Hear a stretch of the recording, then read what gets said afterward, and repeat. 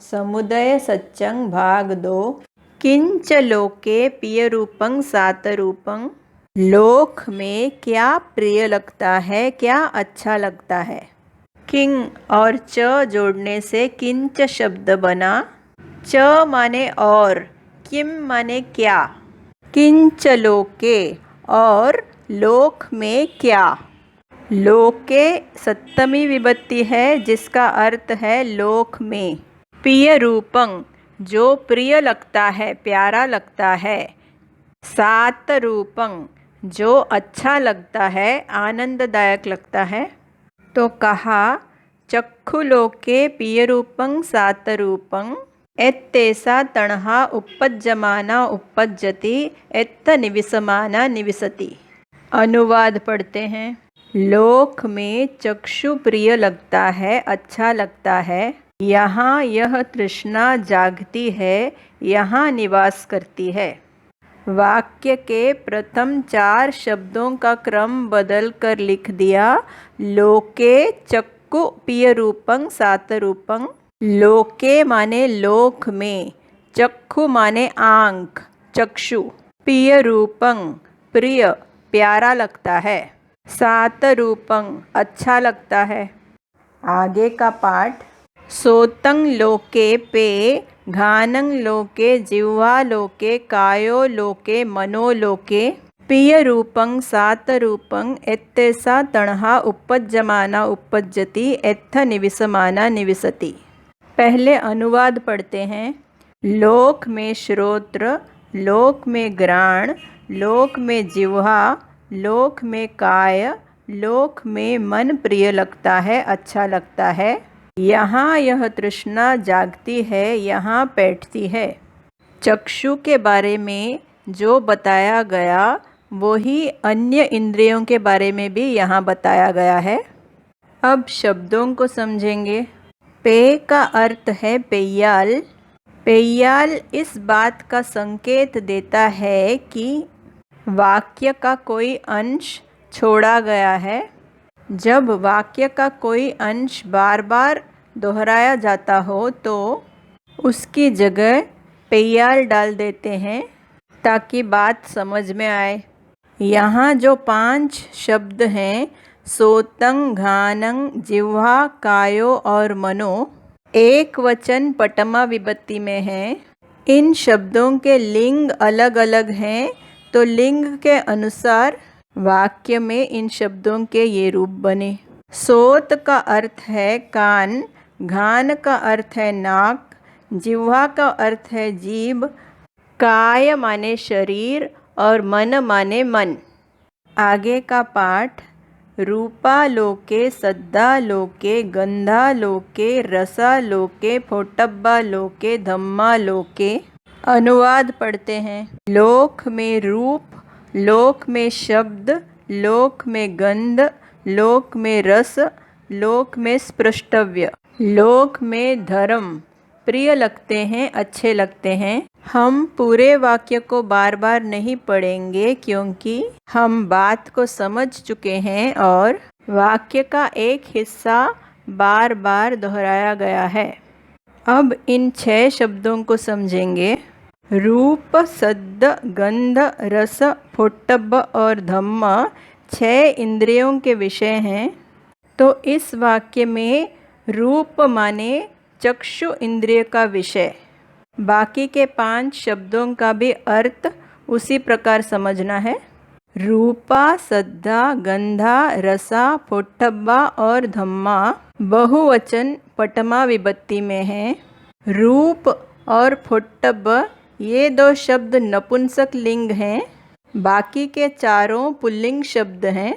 तो वाक्य में संज्ञा का रूप समझने के लिए उसका लिंग, वचन और विभक्ति समझ लेना है। आगे का पाठ। चक्षु विज्ञानं लोके सोत विज्ञानं लोके घान विज्ञानं लोके जिह्वा विज्ञानं लोके काय विज्ञानं लोके मनो विज्ञानं लोके प्रिय रूपं सात रूपं। वाक्य के अनुवाद का शुरुआती हिस्सा पढ़ते हैं क्योंकि सारे वाक्यों में जो आगे का हिस्सा है वो समान है। तो इस वाक्य का अर्थ है लोक में चक्षु विज्ञान, लोक में श्रोत्र विज्ञान इत्यादि। आगे का पाठ चक्षु संफस्सो लोके, सोत संफस्सो लोके, घान संफस्सो लोके, जिह्वा संफस्सो लोके, काय संफस्सो लोके, मनो संफस्सो लोके। इसका अर्थ हुआ लोक में चक्षु संस्पर्श, लोक में श्रोत्र संस्पर्श इत्यादि। आगे का पाठ चक्षु संफस्सजा वेदना लोके, सोत संफस्सजा वेदना लोके, घान संफस्सजा वेदना लोके, जिह्वा संफस्सजा वेदना लोके, काय संफस्सजा वेदना लोके, मनो संफस्सजा वेदना लोके। इसका अर्थ है लोक में चक्षु के संस्पर्श से होने वाली वेदना, लोक में श्रोत्र के संस्पर्श से होने वाली वेदना इत्यादि। शब्दों को देखते हैं। 3 शब्दों के रूप को समझना है। विज्ञान नपुंसक लिंग संज्ञा है और इसका अर्थ है चेतना। संफस्स पुल्लिंग संज्ञा है जिसका अर्थ है स्पर्श। वेदना स्त्रीलिंग संज्ञा है और इसका अर्थ है इंद्रिय जनित अनुभूति। एक वचन पटमा विभक्ति में विज्ञान का विज्ञानंग हो जाता है, संफस्स का संफस्सो हो जाएगा और पटमा विभक्ति एक वचन में वेदना वेदना ही रहेगा। पर्दे पर आखिरी शब्द है चक्षु संफस्सजा। इसका अर्थ है चक्षु के स्पर्श से उत्पन्न। आगे का पाठ रूप संज्ञा लोके, सद्द संज्ञा लोके, गंध संज्ञा लोके, रस संज्ञा लोके, फोट्टब्ब संज्ञा लोके, धम्म संज्ञा लोके, पिय रूपं सात रूपं। इसका अर्थ है लोक में रूप संज्ञा, शब्द संज्ञा, गंध संज्ञा, रस संज्ञा, स्पृष्टव्य संज्ञा, धर्म संज्ञा प्रिय लगती है, अच्छी लगती है।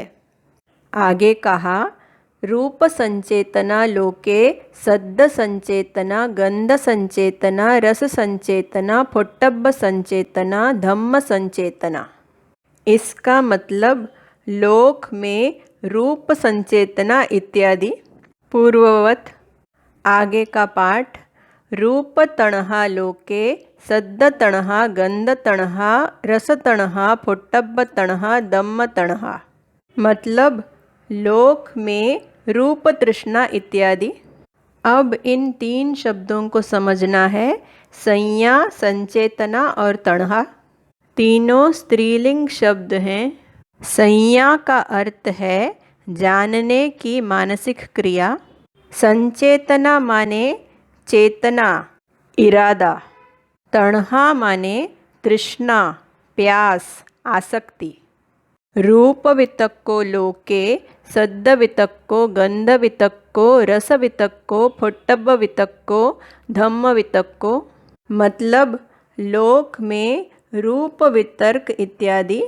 आगे का पाठ रूप विचारो लोके, सद्द विचारो, गंध विचारो, रस विचारो, फोट्टब्ब विचारो, धम्म विचारो लोके, पिय रूपं सात रूपं एत्तेसा तणहा उपज्यमाना उपज्यति एत्थ निविसमाना निविसति। अनुवाद पढ़ते हैं। लोक में रूप विचार, लोक में शब्द विचार, लोक में गंध विचार, लोक में रस विचार, लोक में स्पृष्टव्य विचार, लोक में धर्म विचार प्रिय लगता है, अच्छा लगता है। यहाँ यह तृष्णा जागती है, यहाँ बैठती है।